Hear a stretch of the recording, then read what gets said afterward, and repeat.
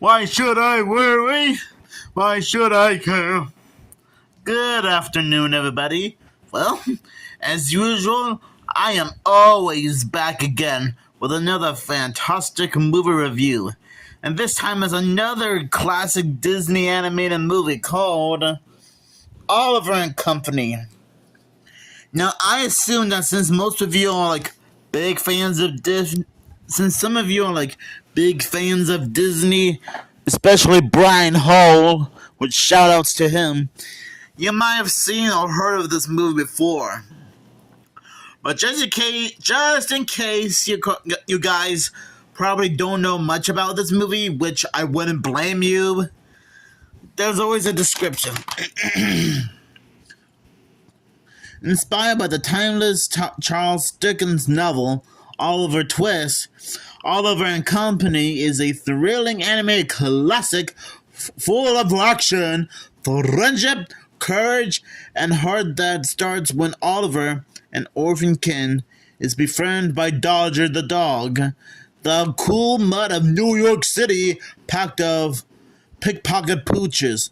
Soon, Oliver is lovingly adopted by Jenny, a lonely little rich girl, until tough guy Sykes and his Doberman sidekicks try to keep Jenny and Oliver apart.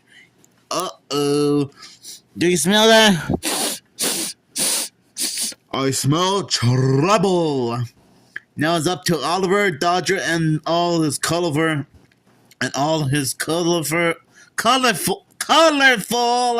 straight smart canine pals to outwit the villains and rescue the girl.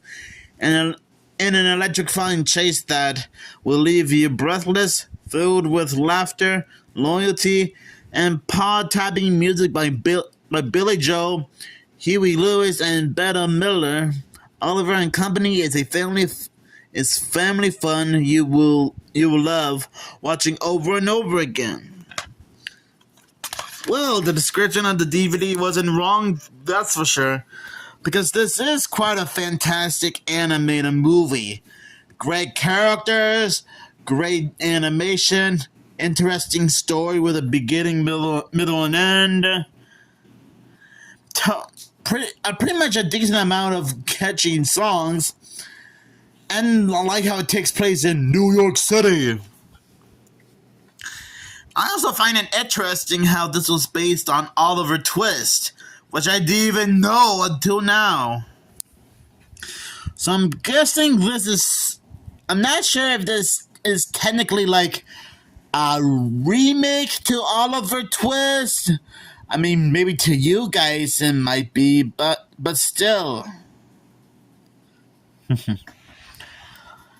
Maybe to you guys it might not be like a remake or to Oliver Twist, but I assume that some of you might think that, which I wouldn't blame you.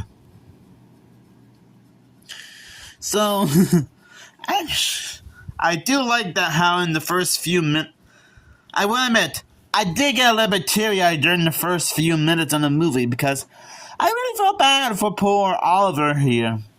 All he ever wanted was a loving family to raise him, and he needs a nice place to stay. Yeah, I will admit, this movie can get a little bit dramatic and heartbreaking at times. Because I almost shed a few tears. Because I really feel pretty bad for the poor cat. No animal should be alone or separated from its family. I'm glad that Jenny, the rich girl, managed to find a good home for Oliver here. Because she didn't want to straight up abandon Oliver. Because I'm pretty sure he's been alone for a long time. Because if you guys watched the first few minutes of this movie, you would know what I'm talking about. Yeah, because you can see a bunch of other cats getting adopted, except for poor Oliver here. I really feel for the poor little guy. I do like how we were later get introduced to Dodger and his friends. They're a couple of pickpockets. I mean, the other dogs and their owner, Mr. Feige, live in a little shabby, run-down boat. I mean, to be fair, it's better than being homeless. Mr. Feige really loves the dogs, and I guess they're like family to him. Even though we never did figure out what happened to where his actual family is, or where they are by now. Sort of a little plot hole in the movie, since I'm guessing they weren't mentioned at all.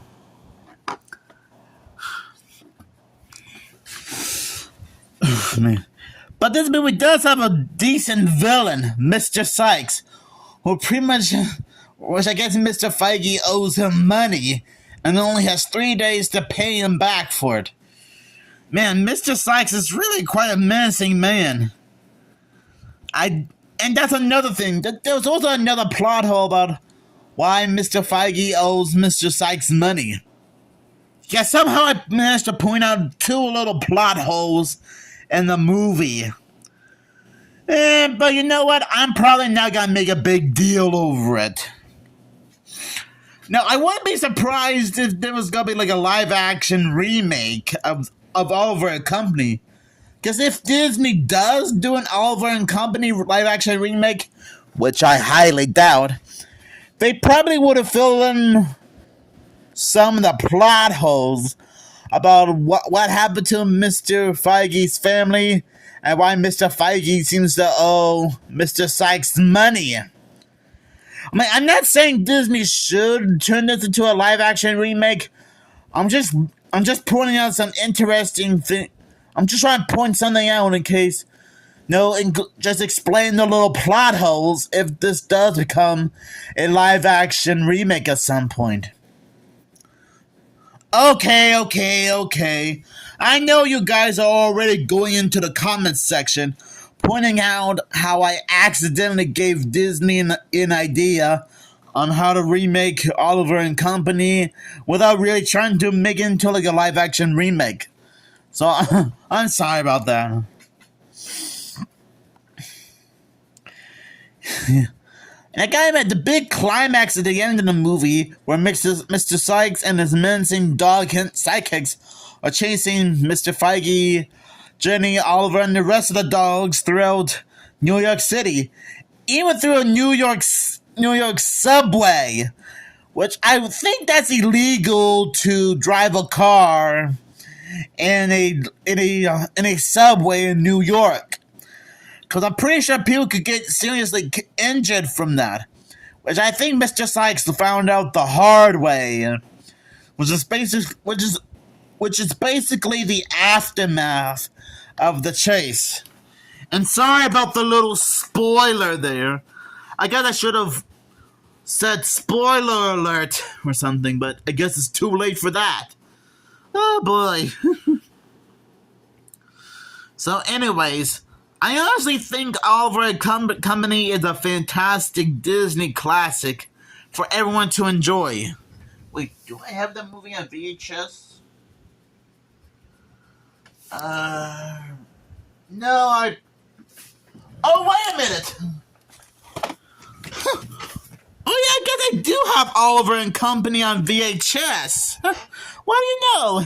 Now, I was gonna say, maybe if I find a VHS copy of Oliver and Company, I might do like a second look review. But apparently I already do have a VHS copy of the movie. Pretty cool. So I don't have to worry about going to a thrift store or antique store to find one, because I already have a copy of the movie on VHS. No, it's a good thing I checked. Or else, because if I didn't, I would have had like a duplicate copy of the movie on DVD. Wait. No, never mind. So overall, I think Oliver and Company is still a great Disney classic. And like I said before, it still has great music, great characters, great animation, great story to follow, fantastic music. Wait, did I already say that? Never mind. And I like how it's a different take on the whole Oliver Twist story.